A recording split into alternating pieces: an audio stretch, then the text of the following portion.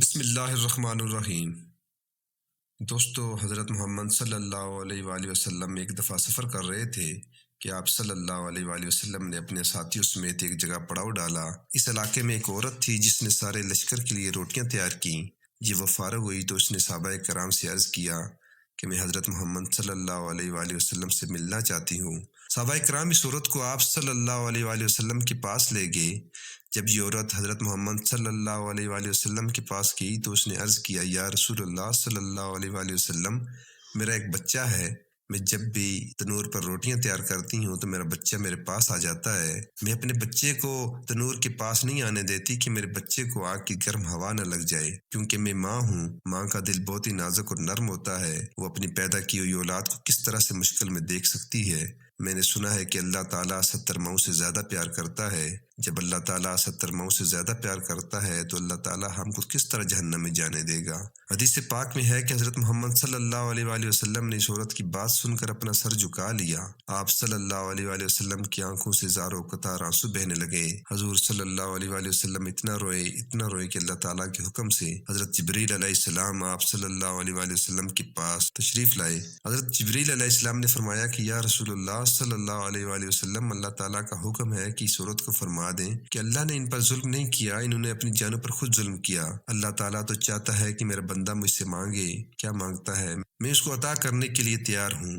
یہ لوگ خود توبہ نہیں کرتے، یہ لوگ شیطان کی بات مانتے ہیں، یہ تو اللہ کی بارگاہ میں توبہ ہی نہیں کرتے، یہ تو اللہ تعالیٰ کو بھول ہی جاتے ہیں، یہ لوگ اپنے عمل کی وجہ سے دوزخ میں ڈالے جائیں گے۔ حضرت ابو ہریرہ رضی اللہ تعالیٰ عنہ سے مروی ہے کہ حضور اکرم صلی اللہ علیہ وآلہ وسلم کا فرمان ہے کہ میری پوری امت جنت میں جائے گی، جو انکار کرے گا وہ جنت میں داخل نہیں ہوگا۔ عرض کیا گیا کہ جنت میں جانے سے کون انکار کرے گا؟ آپ صلی اللہ علیہ وآلہ وسلم نے فرمایا کہ جس نے میری اطاعت کی وہ جنت میں داخل ہوگا، جس نے میری اطاعت نہ کی وہ جہنم کی آگ میں جائے گا۔ حضرت جابر رضی اللہ تعالیٰ عنہ سے مروی ہے کہ ایک بار چند فرشتے حضور صلی اللہ علیہ وآلہ وسلم کے پاس تشریف لائے۔ اس وقت آپ صلی اللہ علیہ وآلہ وسلم سو رہے تھے۔ ان فرشتوں نے ایک دوسرے سے فرمایا کہ تمہارے ساتھی کے لیے ایک مثال ہے۔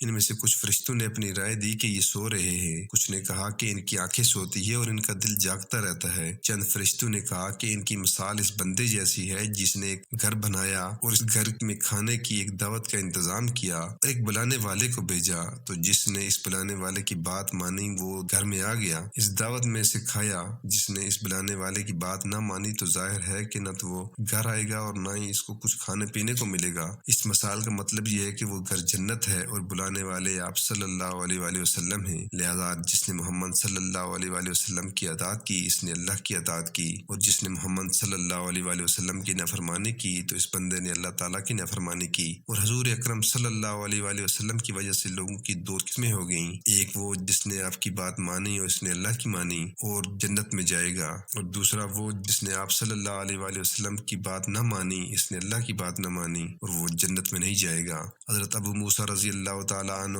آپ صلی اللہ علیہ وآلہ وسلم کا ارشاد نقل کرتے ہوئے فرماتے ہیں کہ میری اور اس دین کی مثال جس کو دے کر خدا نے مجھے نبی بنا کر بھیجا ہے، اس آدمی جیسی ہے جو اپنی قوم کے پاس آیا اور کہا کہ اے میری قوم، میں نے اپنی آنکھوں سے دشمن کے بڑے لشکر کو تمہاری طرف آتے ہوئے دیکھا ہے، میں تم کو بے غرض ہو کر ڈرا رہا ہوں، لہٰذا یہاں سے بھاگنے میں جلدی کرو۔ چنانچہ اس کی قوم میں سے کچھ لوگوں نے اس کی بات مان لی اور سرے شام چل دیے اور آرام سے چلتے رہے اور وہ بچ گئے، اور اس قوم میں سے کچھ لوگوں نے اسے جھوٹا سمجھا اور وہیں ٹھہرے رہے، تو دشمن کے لشکر نے ان پر صبح حملہ کر کے ان کو ہلاک کر دیا اور ان کو بالکل ختم کر دیا۔ یہ مثال ہے ان لوگوں کی جنہوں نے میری بات مانی اور دین حق جو میں لے کر آیا پر عمل کیا، اور ان لوگوں کی جنہوں نے میری نافرمانی کی جو دین حق لے کر میں آیا، انہوں نے اس کو جھٹلایا۔